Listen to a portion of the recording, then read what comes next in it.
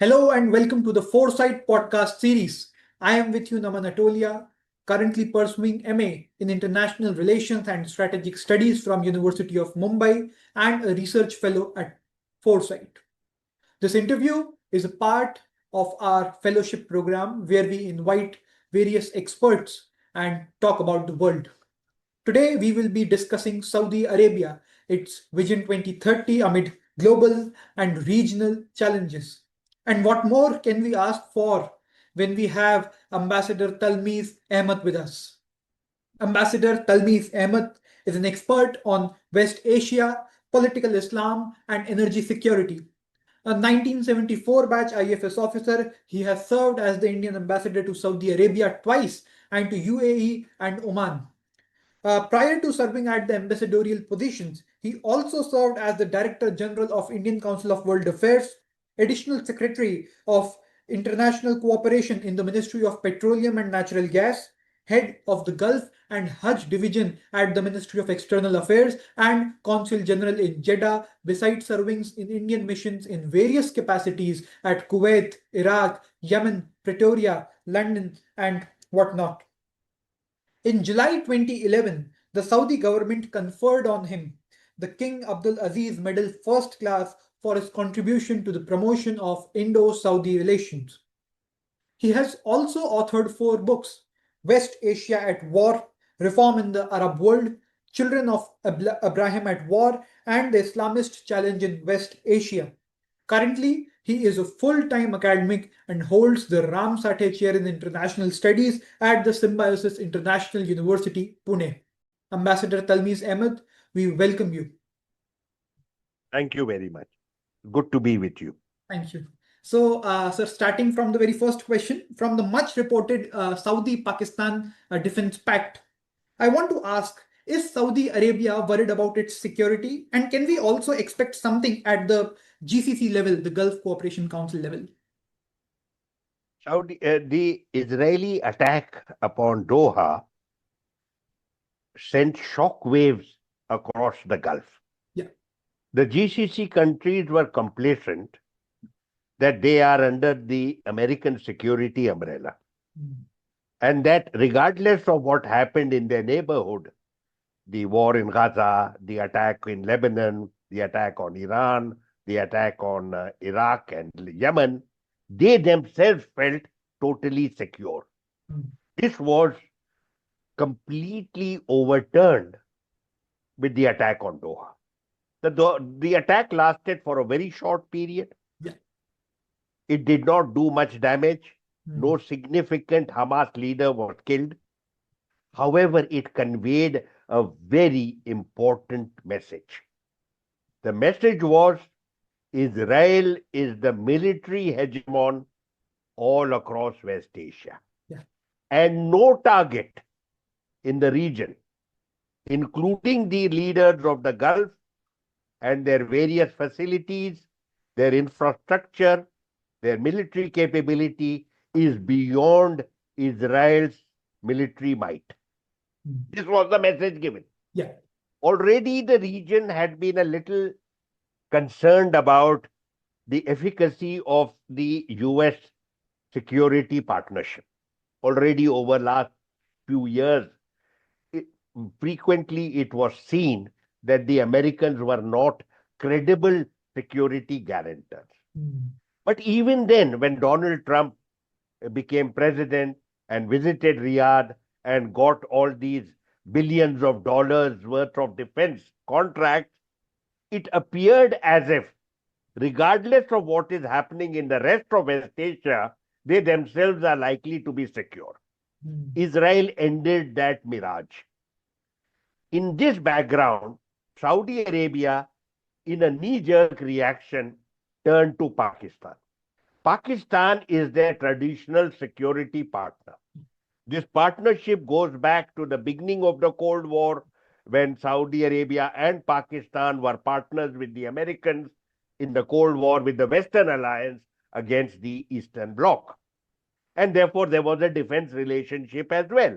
American equipment that went to Pakistan also came to the Gulf countries, including Saudi Arabia. Pakistani pilots and maintenance engineers used to look after this equipment. In the case of Saudi Arabia being such a large country, between 1968 and 88, Pakistani troops were actually located in the kingdom at different borders, Jordan border, Iraq border, Yemen border, etc. They were removed in 1988. But again in 1991, when you had the first Gulf War, Pakistani troops came to Saudi Arabia in case Iraq were to breach the border. After the war, they returned. In 2010, when the National Guard in Saudi Arabia had a skirmish with the Houthis of Yemen cross-border, Pakistani battalion was immediately brought and located at the Yemen border, where it continues to this day. So Pakistan has been the go-to country as far as Saudi Arabia is concerned. Pakistan's avowed policy is that their troops are available for the defense of the holy sites, which means any attack or any threat to Saudi Arabia will be deterred by the Pakistani military presence. Hence, it is not shocking, it is not surprising that in this environment of extraordinary concern, the Saudis turned to Pakistan and very quickly signed a defense pact. We don't have the details with us, but it appears that a body of Pakistani troops will be located in Saudi Arabia. There could be more to the agreement over a period of time. We do not have the details. Many people have asked me whether this is at the expense of India. My answer is no. India does not have this kind of relationship with Saudi Arabia or with any other country. Indian troops are not available for the protection of other countries except under the United Nations umbrella. Indian troops have participated in UN operations in different places in the world. Indeed, we are one of the most active role players in that regard, but not on a bilateral basis. Saudi relations with India are connected with energy, trade, investment, joint ventures, logistical connectivity projects, and the presence of our community and its welfare. This is quite separate from the relationship Saudi Arabia has with Pakistan. There is no zero-sum scenario here. They have their relationship with Pakistan and they have their relationship with India. And therefore, this has nothing to do with if Pakistan is sending troops, it is at India's expense. India doesn't send troops to anybody, and that is well understood. So, yes, it is a response to what happened. There is a sense of insecurity in Saudi Arabia, and in a knee-jerk response, Pakistani troops are likely to be located there overwhelmingly for deterrence. One other question put to me is that will Pakistan share its nuclear weapons capability with Saudi Arabia? My answer is no. Pakistan will not be sending any of its nuclear weapons. It has nuclear weapons capability. The declared policy is that these weapons are a deterrent primarily directed towards India, and India's nuclear weapons capabilities are similarly directed at Pakistan as a deterrent. There are some scholars who have talked about the providing extended protection. That means you don't shift nuclear weapons, but the fact that nuclear weapons are made available to another country is meant to deter someone else from attacking you. So I'm not sure nuclear weapons are particularly significant or resonant in the scenario in West Asia. Israel has nuclear weapons capability, but that has not prevented various armed militia from attacking Israel, nor has Israel been deterred from taking recourse to conventional capabilities. Overwhelmingly, the conflicts in the region are likely to be with conventional weaponry and not within the framework of nuclear weapons capability. So thank you very much for the insight, sir. Let's talk a little bit about Vision 2030. This very ambitious thing. This is built upon three primary themes, which is vibrant society, thriving economy, and an ambitious nation. as a practitioner and as someone who has spent a, a significant part of his life there, how do you rate the progress of Saudi Arabia in these three domains as of now? Firstly, you must go back to the origin of Vision 2030. Yeah. It is the handiwork of Crown Prince Mohammed bin Salman. He came into power as initially as defense minister in 2015 when his father King Salman became the ruler. He was a very young person at that time, in his late 20s, and he had catapulted to high position when there were already a crown prince and a deputy crown prince. He also had elder brothers. So he needed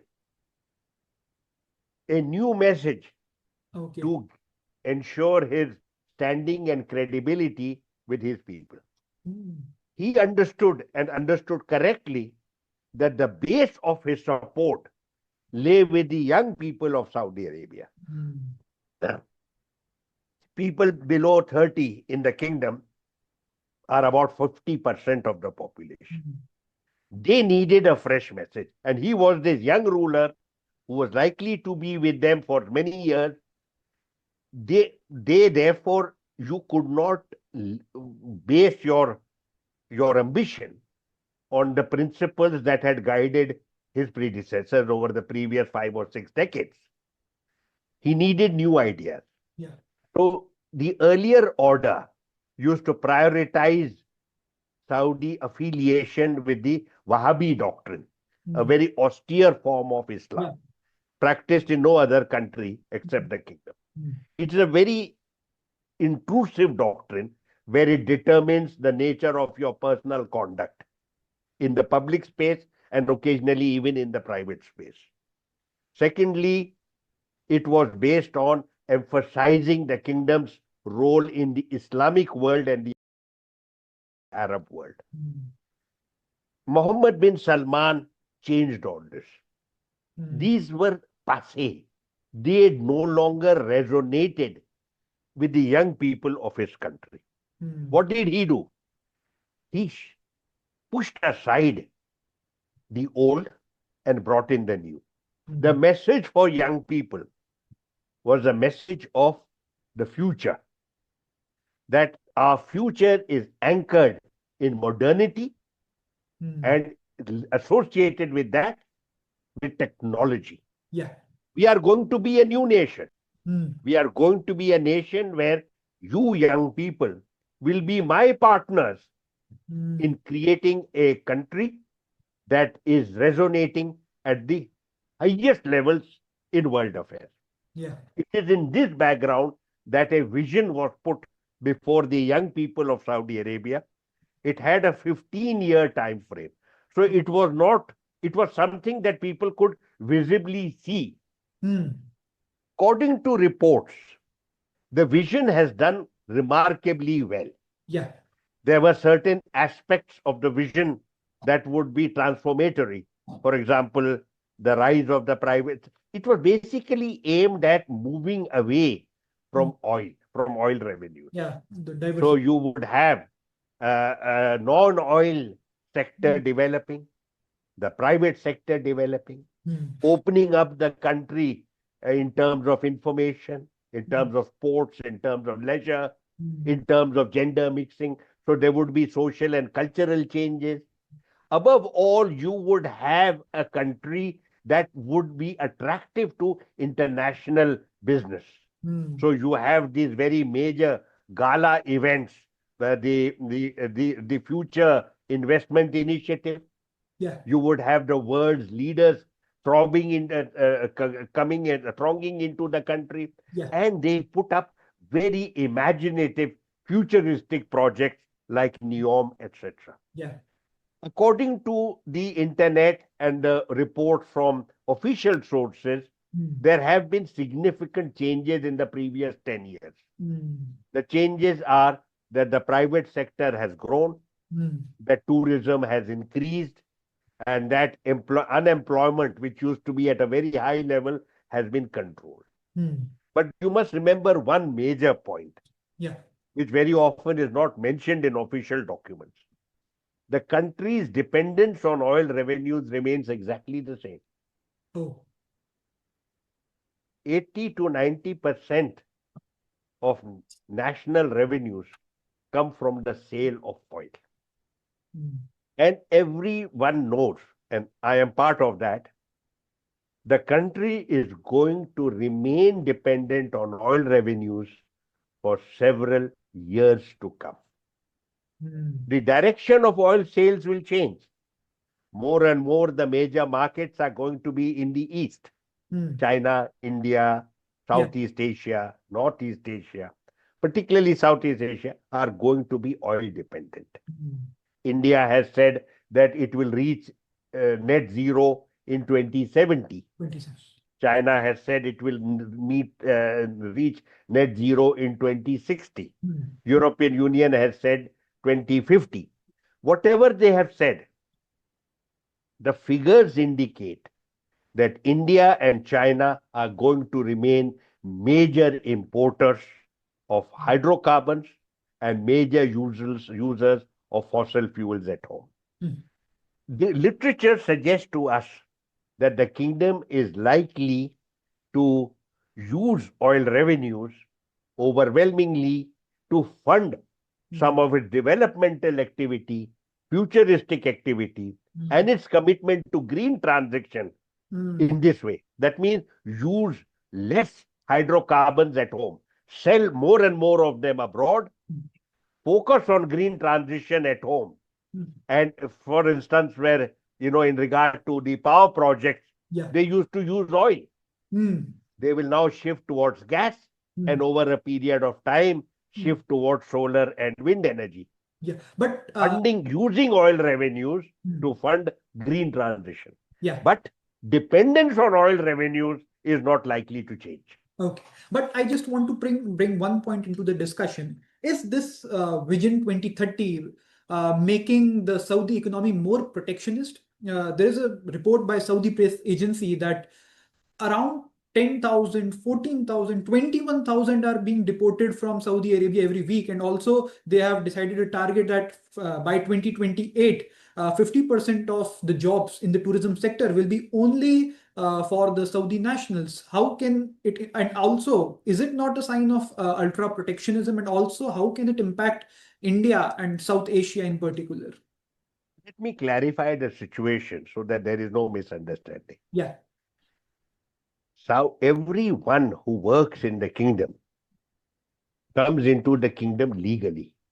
That means the authorities concerned issue the visa and the labor permit.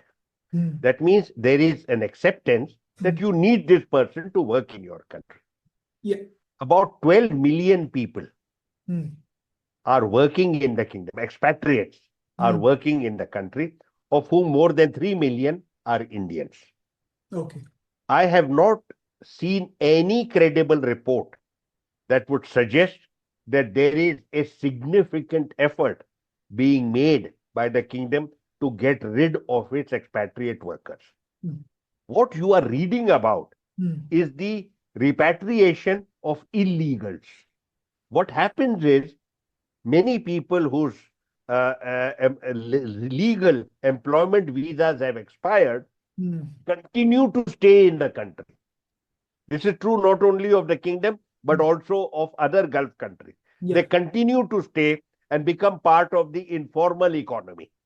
They find that living this college life as an illegal is far better than going home. May not be true, but the fact is, every 3, 4, 5 years, each Gulf country has an amnesty. It announces that anyone who is illegal and now wants to leave the country can do so without any punishment or fine. What you are reading about is the repatriation of illegals. Every few years, when there is such an amnesty scheme implemented, about 200,000 Indians emerge for repatriation. But these are illegals. So there is no indication to me that there is going to be any direct assault Okay. on the employment or legitimate employment of expatriates. That is the first point to be noted. Okay. Yes, the kingdom, like every other country in the Gulf, wants to expand the employment base of its own people. But as the economy expands, opportunities for employment also expand. Yeah. So it is not as if I have to sack people to make way for Saudis or Emiratis or Qataris. More opportunities come. I should also point out one last thing to you. Yeah. The jobs that many foreign workers are doing are at the blue collar level. No, hardly ever do you see local citizens doing these jobs. Yeah. Secondly, I must also point out that many people who have come legally are doing jobs for which local citizens are not available. Professional jobs. See, for example, I'll give you a simple instance. Yeah. Say medical doctors. The kingdom has a very large number of foreign medical doctors because they have very extensive medical facilities across the country. Every village in Saudi Arabia has a primary health center with a doctor, nurses, equipment, etc. Every primary health center. The requirement of doctors in the kingdom is far greater than the doctors produced by the Saudi medical colleges. Yeah. It's there a fraction given the demand. More and more new hospitals are coming up. Yeah. Hospitals, some of them are of 5-star, 6-star level. Some of them are functional level, meeting the needs of all economic groups. But the demand for doctors remains. Yeah. Even today, Indian medical doctors are going to the kingdom as to other Gulf countries. Does this mean that they are going because Saudi doctors are not available? Imagine this scenario in other professions, say technology professions, artificial intelligence, information technology, or even, for example, engineers, as basic as that, engineers. Yeah. You have such major infrastructure projects in the country. All roads, highways, now railway system, airports, all of these are being massively upgraded. Obviously, engineering colleges in the kingdom do not produce the doctors, the engineers you need. Yeah. They do not produce all the other professionals. So the message I am conveying to you is that the economy is expanding. The demand for professional capabilities is expanding. There is no attempt being made by any country in the Gulf, including Saudi Arabia, to get rid of people who are legally employed there. I have not seen any evidence of that. Yeah. Sir, you just mentioned about economic diversification. Let's talk about economic diversification in AI. Recently, Saudi Arabia has brought various its own AI models like the Alam AI and the Izzy AI. And to quote Tariq Amin, CEO of Humane, Saudi Arabia wants to be the third largest AI giant after the US and China. So, given that its immediate neighbor UAE has also made various investments in the AI sector, like with the US, with the G42 initiative. So, do you see some effect first? Do you see any effect in the US UAE competition? And second, do you think is it possible that Saudi Arabia can be the third largest AI giant in the world? Look, artificial intelligence is a nascent sector. Yeah. It has emerged in global economy and global technology very recently. There is a lot of writing about it and lot of discussion relating to where it is going and what it implies for global employment, global way of life, global economy, etc. In this scenario, a large number of statements are being made in public by people who are looking at the future. But it is still a vision. Very few of us really know. We are told 50% of the present jobs will become redundant. Yeah. AI will take over.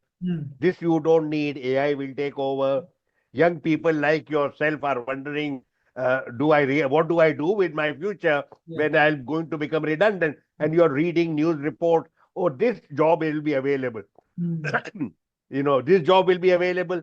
Lawyer will be required Yeah. because who's going to argue in the court? Artificial intelligence can't argue in the court. It Yeah. can only feed data to you. Things like that.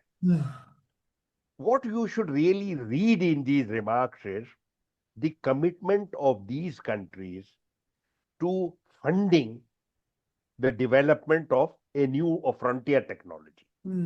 They want to be in the vanguard of frontier technology. They have the resources. They have the money. They also, with that money, are able to attract global talent. Yeah. They are able to attract global partners, some of the best partners in the world. Yeah. So what you are looking at is an international cooperative enterprise. They want to become centers of those enterprises. This is not something national that Saudi Arabia will develop as the hub. It will develop as a hub, but it will be an international effort. Yeah. Saudi talent will certainly be present and available, but so will be some of the world's major companies. If you read the same article that you are quoting, some of the major companies are mentioned there as partners. Global companies are mentioned there as partners. All of us are involved with this extraordinary enterprise about which we know very little, but we want to be part of this exciting development. All of us want to be, including people like me. Yeah. That here is something. Imagine the situation, a scenario, say 30 years ago, 40, 35, 40 years ago, we didn't have telephones. We didn't have this phone that you are looking at. Yeah. Some of us had never seen color television. We had no experience of the internet. We had no clue what is information technology. So we have lived with major technological changes that has affected our life. Yeah. When my parents and grandparents were growing up, for them also there was this excitement of radio and later of television. They had never seen any of these things before. If you go earlier, the printed newspaper. Therefore, the whole story of humankind is the story of development. Initially with a discovery or an invention, and later it becoming translated into a technology that is commercially viable. Therefore, the framework within which I'm making my remarks is that all the major Gulf countries want to use their resources to be in the vanguard of this frontier technology. But it is an international effort.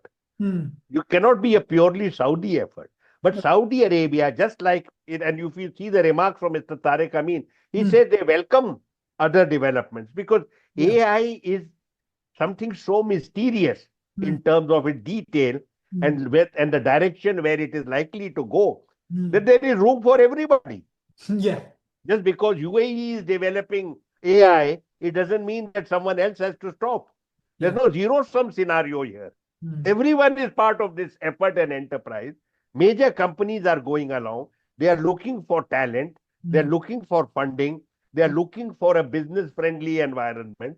And they would like to be contributing because they believe that this is something new. There is, of course, another voice that has emerged. and that this is a bubble. But as of now, I'm not worried. There is a lot of excitement, legitimate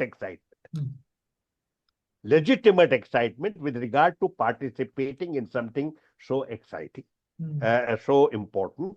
And therefore, I would say that it is important for the king, it's part of that Vision 2030, to be part of something new and modern.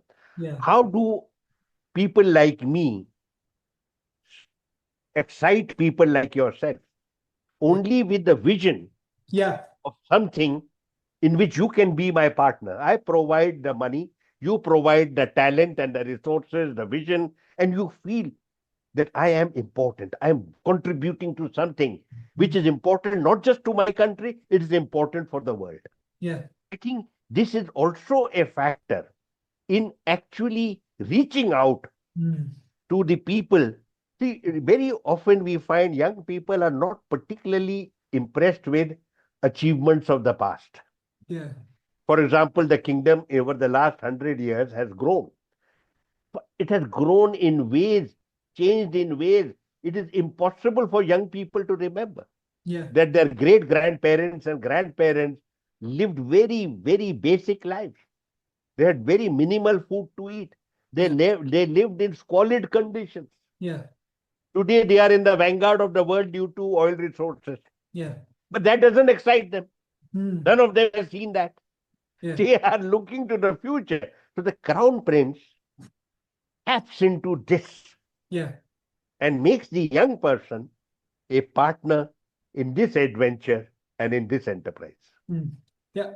Mr. Ambassador, that was really very insightful. I want to discuss Aramco with you, a US backed Saudi state company. Where is the company actually standing? Because on one side they are blocking their uh, oil deals or halting their oil deals to the what do you say, to the Indian company Naira, which has Russian stake, and on the other side they are boosting investments with China. So where is this company Aramco actually standing?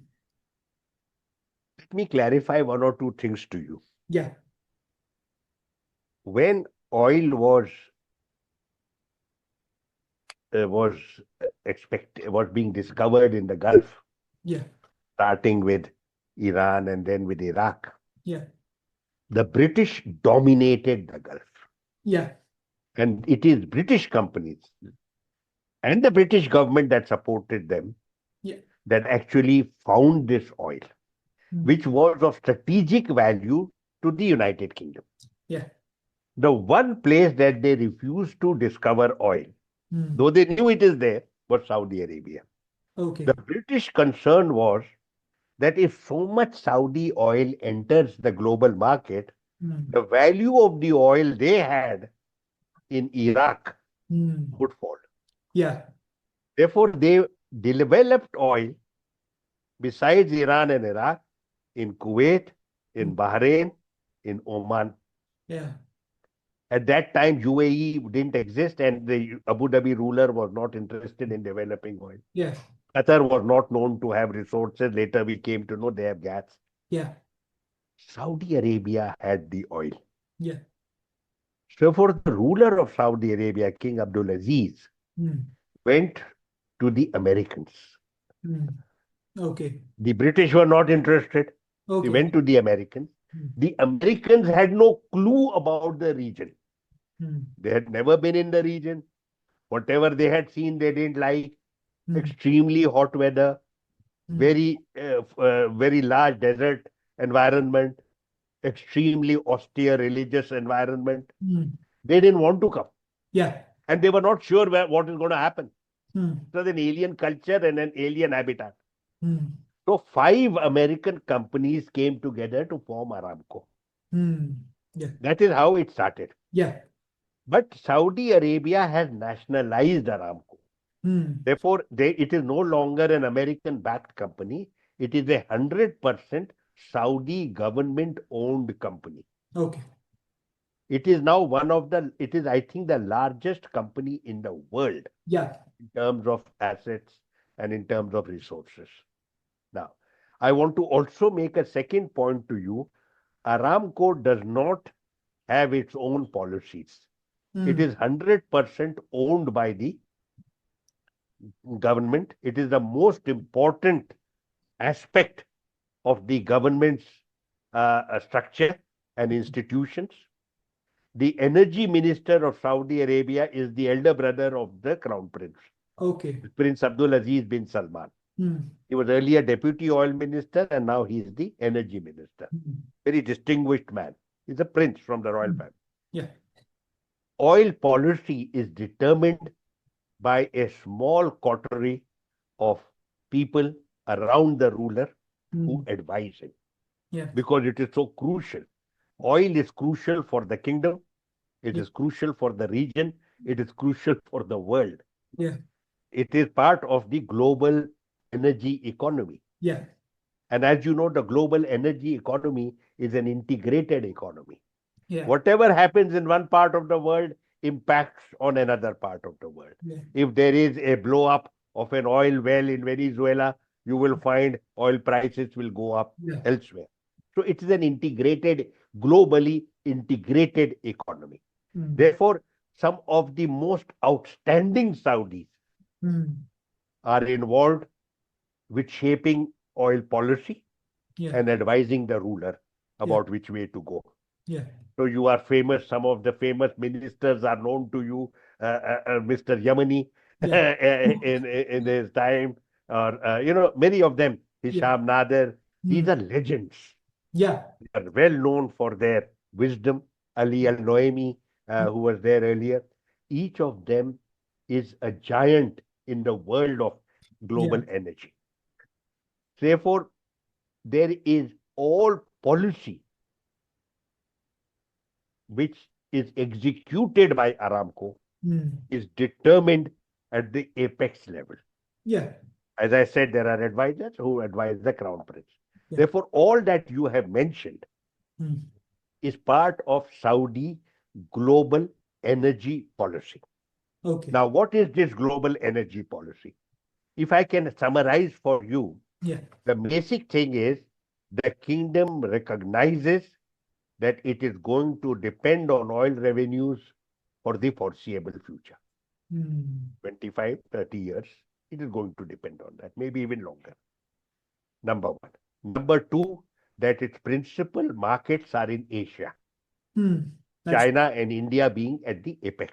Yeah. After some time, after a few years, India will become the major importer of oil and gas compared to China, because China will be shifting to renewable and also buying oil and gas from Russia and from Central Asia. Yeah. We will continue to be dependent on the Gulf. Yeah. So our dependence, which from the Gulf, we import about 80%, 50% comes from the Gulf. Over a period of time, 80% and possibly even 90% will come from the Gulf. Saudi Arabia wants to be part of that. It wants to cater to the major market. So that is the second aspect. How do you build long-term relationships? By building up a substantial political relationship, substantial economic relationship, and you do this primarily through investment. Yeah. And investment is a long-term relationship. Yeah. Trade is buying and selling. Hmm. If I invest in your company, Hmm. I have a long-term interest in your success.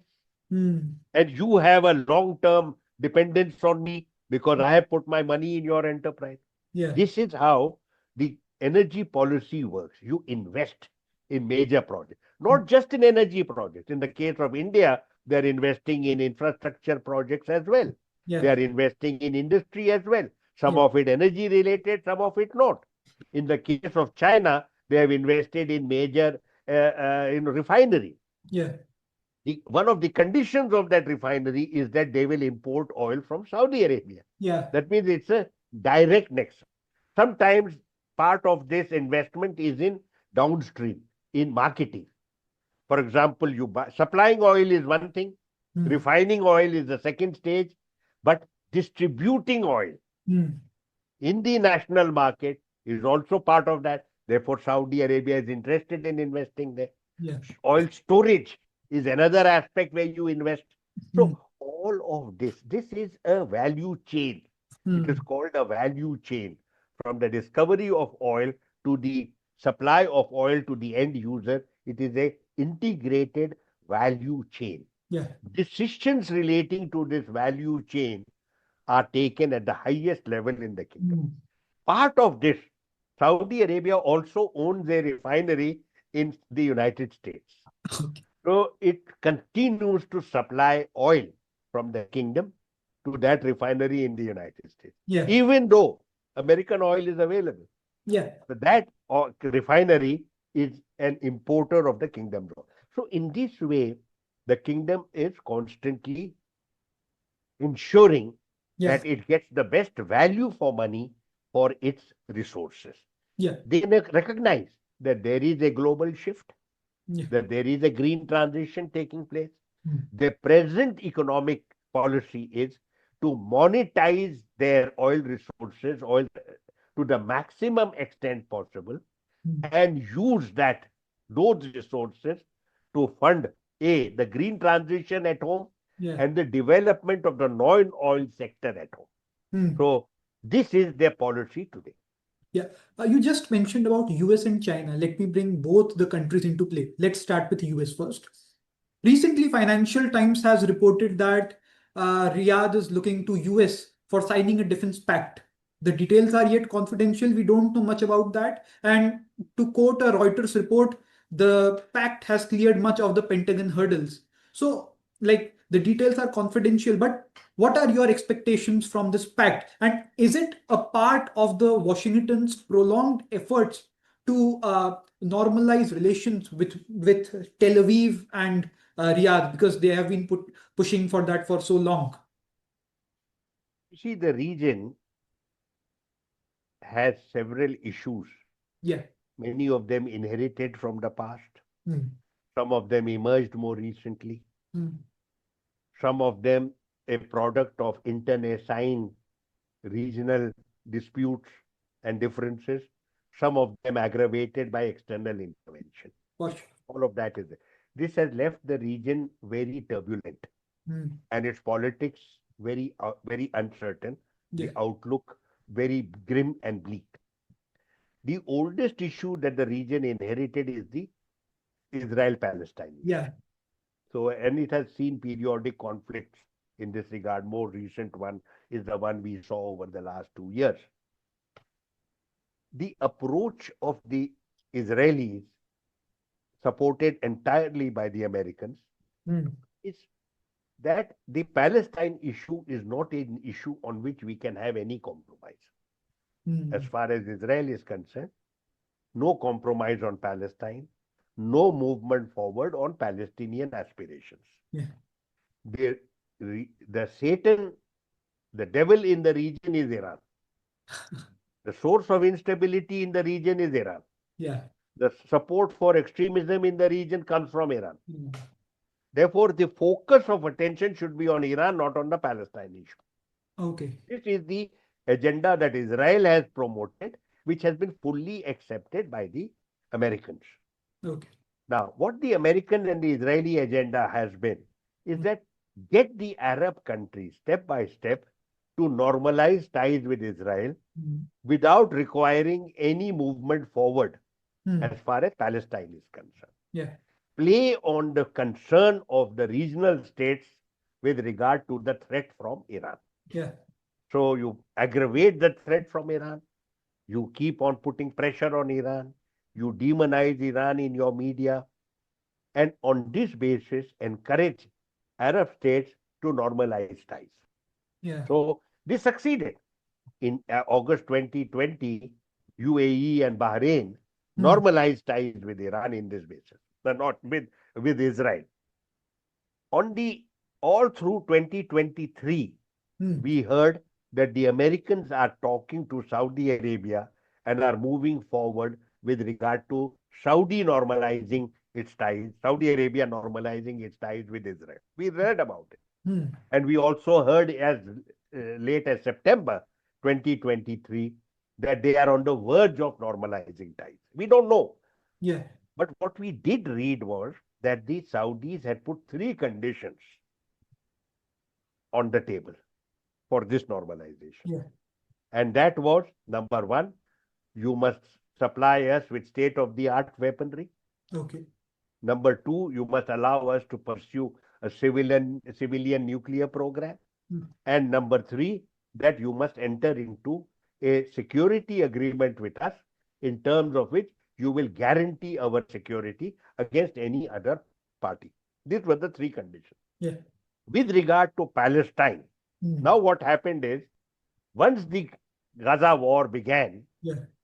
the Saudis added one more condition. to the Biden administration Yeah. that there must be genuine movement forward on realizing a Palestinian state. Yeah. Not just whitewashing the issue and making a loose remark, Yeah. actual commitment, time-bound commitment towards a Palestine state, a state of Palestine. This message was carried by Blinken to Netanyahu Yeah. and said that, look, until if you have that, you have normalized. Yeah. But for Netanyahu, this is not acceptable. His political future depends on a tough position as far as Palestine is concerned. Yeah. So he is not going to compromise on that. He would rather not normalize.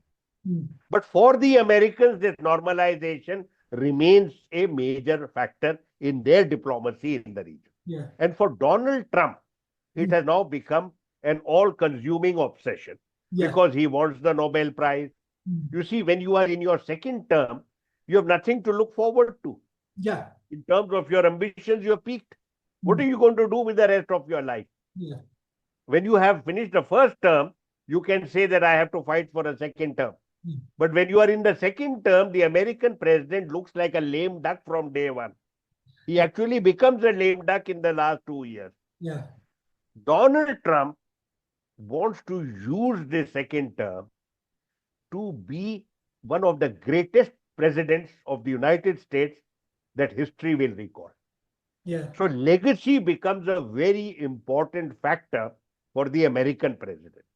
A very large number of presidents have come and gone, and you don't remember their name. Yeah. At that time, they were obsessed with legacy. Bill Clinton wanted their legacy, therefore he did the Camp David. George Bush Jr. thought that he had done the legacy because of the global war on terror. Yeah. Obama thought he would have some legacy. Donald Trump Biden also thought, but none of them is remembered for any achievement whatsoever.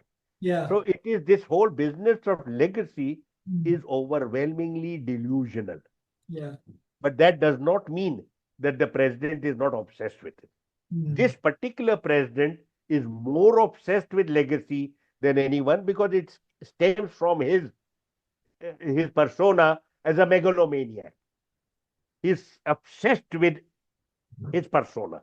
Therefore, and now he has specifically channelized this megalomania in attaining the Nobel Peace Prize. Yeah. The Nobel Peace Prize, to his mind, appears to be the pinnacle of human achievement. And also it is, Obama had got it. He holds Obama in contempt. Yeah. He holds Biden in contempt. No other president other than Obama got it in recent years. Therefore, he wants the Nobel. Therefore, for him, normalizing the ties between Saudi Arabia and Israel has become a major foreign policy priority. Yeah. Saudi Arabia so far has maintained the position that until there is real movement forward on Palestine, there is not going to be any normalization. Okay. As far as Israel is concerned, they have reaffirmed their position. They are not taking any posture in this, any positive movement in this. Netanyahu has an extreme right-wing government. They are totally opposed to any accommodation or compromise with regard to the Palestinians, and therefore you are not going to see. But the fact remains, according to the literature that we are constantly reading from the American sources, this is going to be a priority interest as far as Donald Trump is concerned when Crown Prince Mohammed bin Salman goes to the United States on 18th November. So this was very insightful, Mr. Ambassador. So my next question is about China. Recently, Saudi Arabia has locked a deal with Algeria for hydrocarbons. They are also looking for investments in Zambia and also for a broader African landscape. China has also made made Africa a playground for its investments. So do you see or predict any tussle between Saudi and China? And how do you see their relationship after that at a time when both are backing for mutual cooperation? Where Saudi Arabia is concerned, Mm. they are looking at opportunities anywhere in the world. Okay. They have huge resources available. They want to be in the vanguard of global achievement in regard to technology. Yeah. And they are therefore very deeply interested in different aspects of Africa. Yeah. You know that in the 18th and 19th century, there was a scramble for Africa Mm. that left the continent very deeply damaged Yeah. to the extent that it has not recovered to this day. Yeah. Sadly, in the 20th and 21st century, there is a second scramble for Africa. Mm. The scramble is linked with the same thing. Mm. Earlier, it resources, resources, resources. This huge continent was full of resources that the developed world wanted. Mm. Once again, in the 21st century, Africa has minerals. Yeah. Today, the world wants minerals. Correct. The minerals could be oil and gas projects in Algeria, Yeah.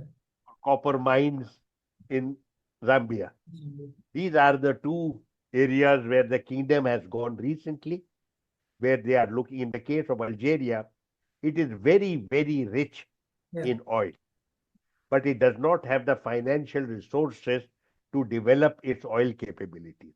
Yeah. Saudi Arabia has entered into a long-term agreement with Algeria to develop oil in some of their most forbidding areas in the southeast of the country, which has a lot, the Eliza Basin, which has a lot of potential. It's a Yeah. 30 or 40-year arrangement. Yeah. Similarly, with regard to Zambia, Zambia has extremely rich copper mines, Yeah. and you need copper in the development of artificial intelligence and Yeah. various other new technologies and the products of based on new technologies like electronic vehicles, Okay. defense equipment, Mm. various technologies that are required today. Therefore, Saudi Arabia is a major role player now. Mm. But Saudi Arabia has entered this situation very recently. Yeah. It is China that has been a figure, a presence in Africa for more than 20 years, Yeah. 25 years. China has projected itself as a player who is very different from the old colonies. Yeah. China says that they are investing in Africa, they are developing Africa, Mm. they're developing the capabilities of Africa so that it is a form of co-development rather than colonial exploitation. Mm. China has been there. They initially came to Africa to search for energy, and therefore some of their earlier partnerships were with oil and gas-rich countries, Yeah. in Angola, Nigeria, Mm. etc. Now, and they have set up a lot of institutions. In every major country of Africa, you find a major Chinese project. Mm. They ask the country, what would you like? Some Mm. of them want a National Assembly building. Yeah. So they, as a gift, set up a National Assembly building, which Yeah. remains permanent symbol of China's friendship. Mm. If you go to Khartoum, you will see this assembly building. Yeah. Similarly, in the case of Angola, they contributed in order to win oil contracts. They contributed a huge sum of money for Yeah. the development of Angola. Yeah. Angola had emerged after a very major Mm. civil conflict. Civil conflict. Angola is extremely rich in minerals. Yeah. It's a world leader in besides oil, very rich in diamonds. Mm. Therefore, China has been there for more than 25 years. Competition, there is every time when companies go and look for contracts, there is a degree of competition. Mm. There is a degree of competition. For example, when China was going into Angola, Mm. I went from Ministry of Petroleum to Angola. Oh. There was a competition Yeah. between us and the Chinese Yeah. for access to the fields. Mm. When I went to Nigeria, we were competing with the Chinese for the same oil wells. The then oil minister, Mr. Mani Shankar Iyer, Mm. got the idea that instead of China and India competing with each other and raising the price of the asset, Yeah. why don't we work together? Yeah. So Manish Shankar Iyer went to Beijing in January 2006, Mm. talked to their minister and top leaders, and carried this message of Indian and Chinese companies collaborating jointly for bids. So Okay. that one result which happened immediately, Mm. there was a sale of a well in Syria. Mm. And because China and India quoted for it jointly, Mm. the price that we got was less than the price they had announced. Oh, very nice. This was it. So what companies do is that there is competition is normal in the corporate world. Yeah. Sometimes you work with each other. Mm. If you are sensible, you look for opportunities for cooperation Mm. rather than competition. So my own sense is this is very Saudi forays into Africa are relatively recent Yeah. and they are getting into their own. It Mm. will take them some time. You see, Okay. new countries have their own rules and norms relating to business. There is a way of doing business. Yeah. When you go to Africa, there is a way of doing business in Africa, Yeah. way of doing business in India. Mm. And you have to learn that. Yeah. Just having a handsome bank account and a checkbook is not the only way of doing business. Mm. You have to be more sophisticated and nuanced. Mm. It will take some time for the kingdom was more comfortable with Algeria because Algeria is another Arab country and there has been a degree of give and take over the years. Mm. Other rest of Africa is new. My sense is that we are likely to see more cooperation than competition over a period of time. Yeah. That China has a very substantial presence in West Asia, particularly in Saudi Arabia. Their relationship is very substantial long term. China is likely to be a very major buyer of the kingdom's oil over the next 30 years. China has set up some of the most important projects in the region, Mm. high tech projects. China has also set up a large number of joint ventures Mm. with the country and also accommodated Saudi investments in China itself. This is a very substantial long-term relationship, very frequent visits from time to time. Yeah. Xi Jinping visited Riyadh recently in Mm. December 2022. He Mm. had meetings not only bilateral here with the GCC and also with the Arab League. His Mm. earlier visit had been in 2016 when Mm. he had given the shape of the future projects and the future relationship. It called it 1 plus 2 plus 3. Yeah. That from the core of the energy, we will go into industry and then into the services sector and technology. Yeah. And then you have the Belt and Road Initiative. Mm. The Belt and Road Initiative is the most important Chinese project aimed at linking this. The Gulf countries, including Saudi Arabia, are partners in the Belt and Road Initiative. Yeah. Therefore, I would see there is and I would also mention one new area to you, which Yeah. has not been, it's emerging Yeah. defense. Defense collaboration is something that we should look at. It is Mm. likely to emerge as extremely important in Mm. coming years. Therefore, I would say, with regard to Africa, to the extent that Saudi Arabia is interested uh, in going to the continent, very likely instead of competing with the Chinese, you could see more collaboration between them. Okay. That was very insightful, sir. My last question to you. In an interview, you had argued that how the kingdom Saudi buys the loyalty of its denizens by putting more money into their mouth, like the $32 billion loan during the Arab Spring. So, can you please tell me where does the money actually comes from? Like, and what will happen if this money giving and this descent chain gets broken? The remark that you are referring to was a comment made to me by a Saudi in the time of the Arab Spring uprising. Yeah. In the Arab Spring uprising, the question was that many of the Gulf countries were relatively peaceful Mm. compared to the republics which had seen major popular demonstrations. Yeah. In Saudi Arabia, you had no demonstrations. So I asked the Saudi, just casually.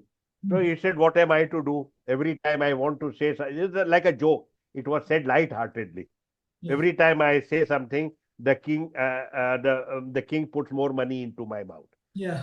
suggesting that this is the way that people are co-opted into the system rather than coerced.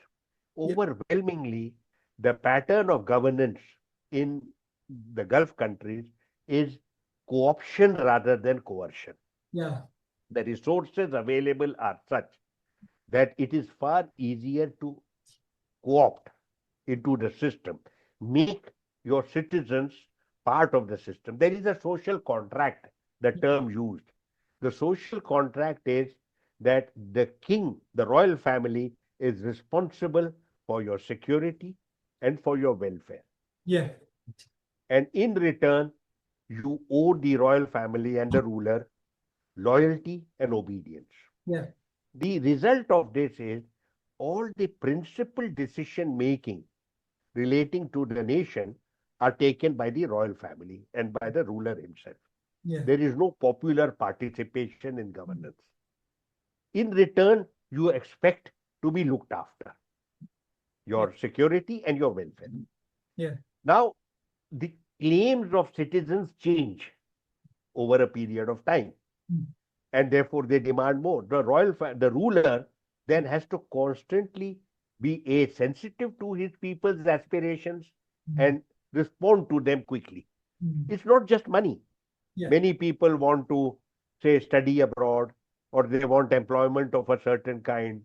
Many people are, you see, Saudi Arabia has also a poor class, a lower middle class, a middle class, and an upper middle class, and an upper class. It has a full range Yeah. of social stratification that you have.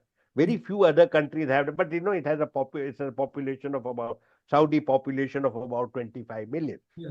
So you have to ensure that different strata of your society are taken care of and nurtured. As time passes, like you have a young ruler now, Crown Prince Mohammed bin Salman, he has a young population. Yeah. It's a diverse population. It's a large country. The kingdom itself, though it's only 25 million, it is two-thirds the size of India. You have to ensure if it has also people of different kinds.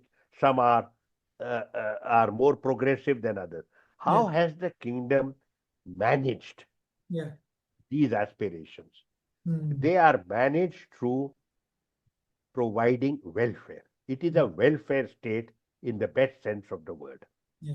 Education, health, and employment. Okay. Crucial aspects Mm. of livelihood. Yeah. Associated with this, and this very few people know, it is a genuine meritocracy. Mm. Doesn't matter what your background is, doesn't matter from which part of the country you are, they spot you. If you are good, you get foreign scholarships.